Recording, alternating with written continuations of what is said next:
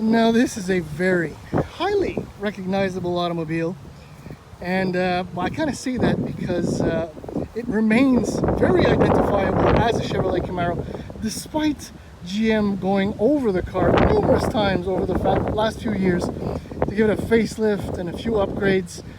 But suffice it to say that it's still, like I said, recognizable as Chevrolet Camaro. The car that was reintroduced just over 10 years ago already.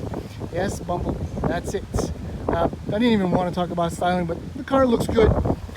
The point of this video is to talk about this very specific 2020 Chevrolet Camaro, the LT1. Now, before I give you a little bit more about what the LT1 is, you need to know that the base 2020 Camaro Coupe 6-speed manual, the 4-cylinder turbo, starts at just under $30,000. Now, I'm not knocking the 4-cylinder turbo or even the V6, but like the Mustang and the Challenger, the Camaro, these muscle cars, have to feel and sound a very specific way, and the only way to get that is with a V8. Now, this is what the LT1 is. It is the least expensive, most affordable way to get behind the wheel of a 2020 Chevrolet Camaro with a V8. Now, the price jump is, well, it's considerable. $41,448 to start.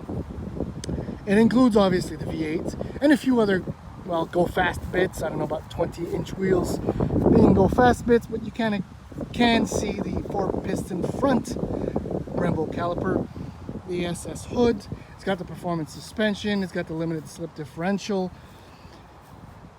Then there you have it, an LT1. Now, my specific tester with the satin gray color, which is lovely-ish, but I would have done something far more yellow or red or screamy, in other words, with the 10-speed, the very good 10-speed automatic transmission, and the must-have option. The performance exhaust, that option is only $995. Do it, just do it. Don't ask questions, just do it.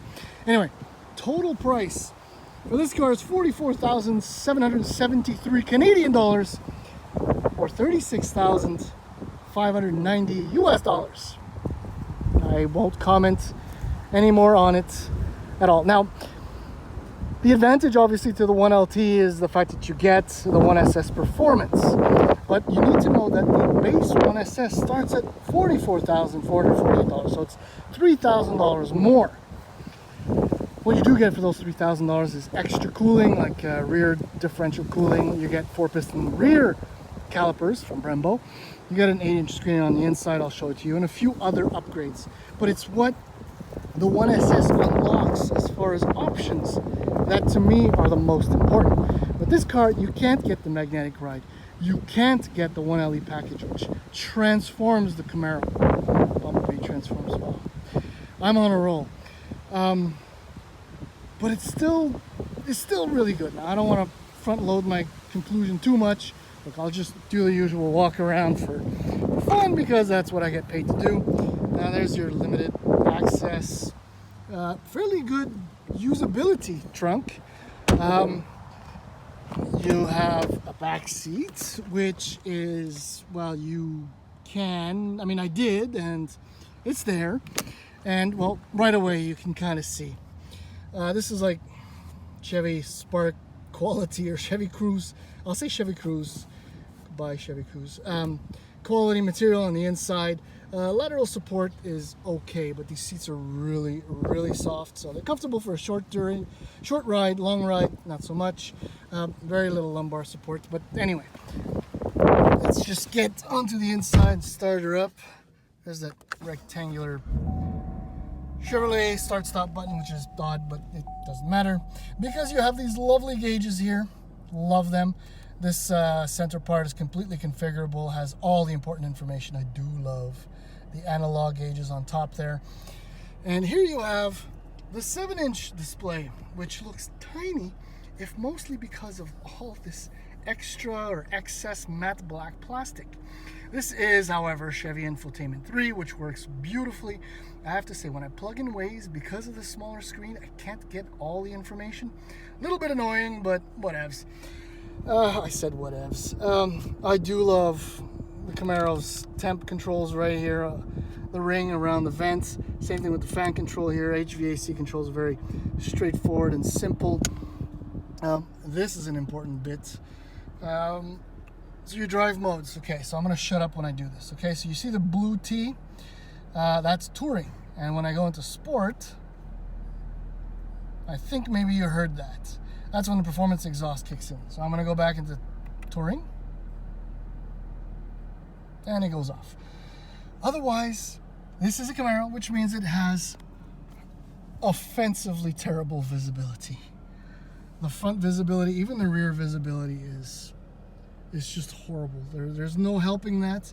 Well, there is kind of. I always drive in the absolute lowest position, seating position, but in this car I had to raise the seat about a half an inch in order to be able to see where I was going, because this car really does go.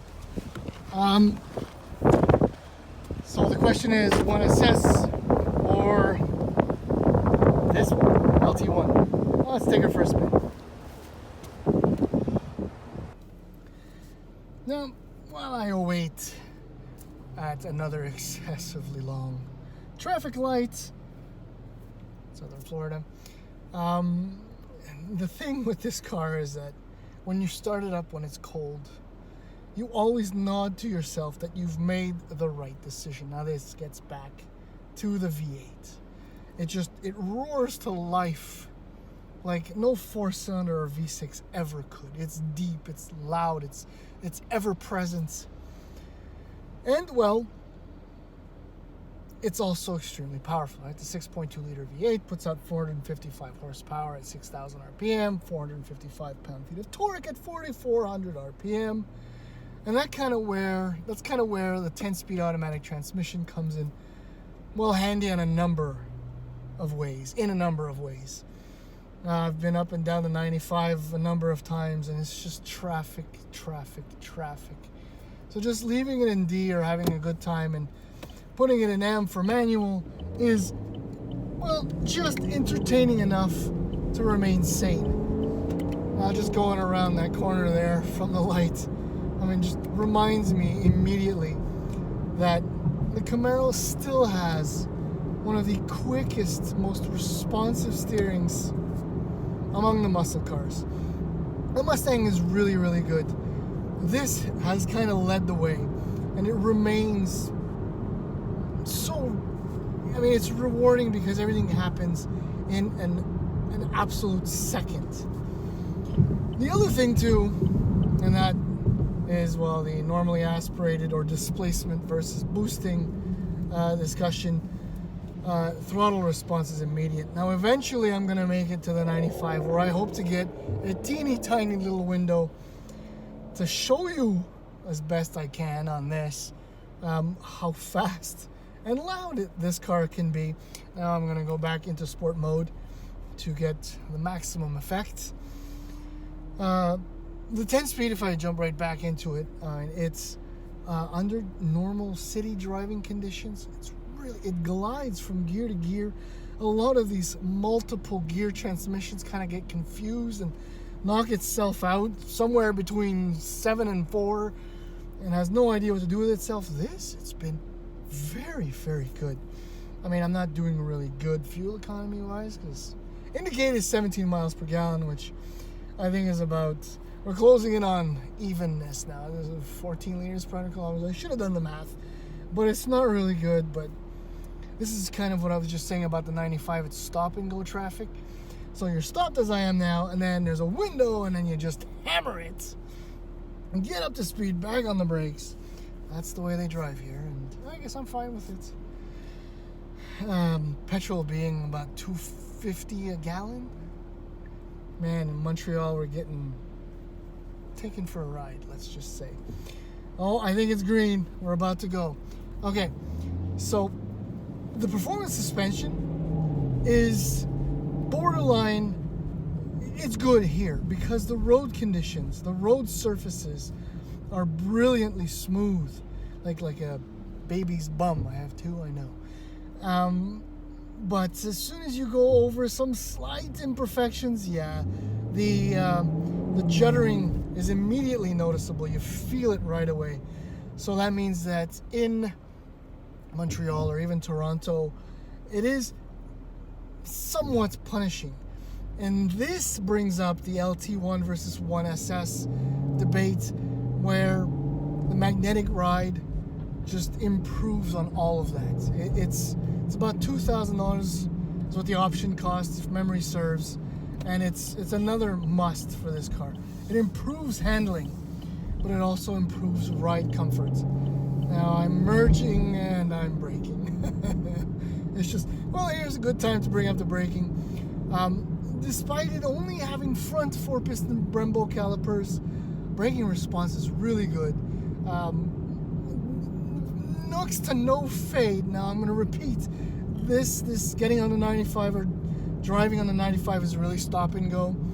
So after a few, 30, 70, 30, 70, 30, 70, did notice a little bit of fade, but it's really not that bad. Fingers crossed, it's going to open up. It's going to open up. I'm going to make an opening.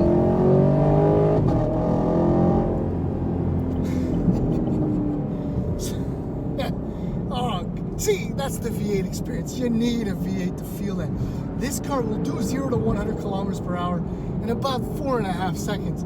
Everything's slowing down up ahead, so I'm just going to get off right here. But yay LSD, yay traction and stability control. I mean, this is total fun to drive. I absolutely love it. But the fact that you can't get the magnetic ride of the 1LE package,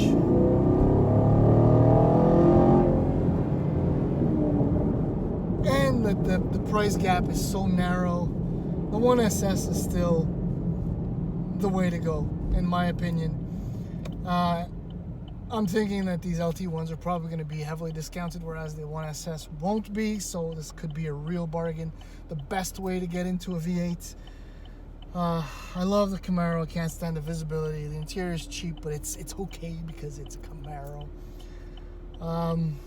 Over the Mustang or Challenger, no matter what, the Challenger still gets me right here, right in the soul, right in the heart. This would be a close second. Again.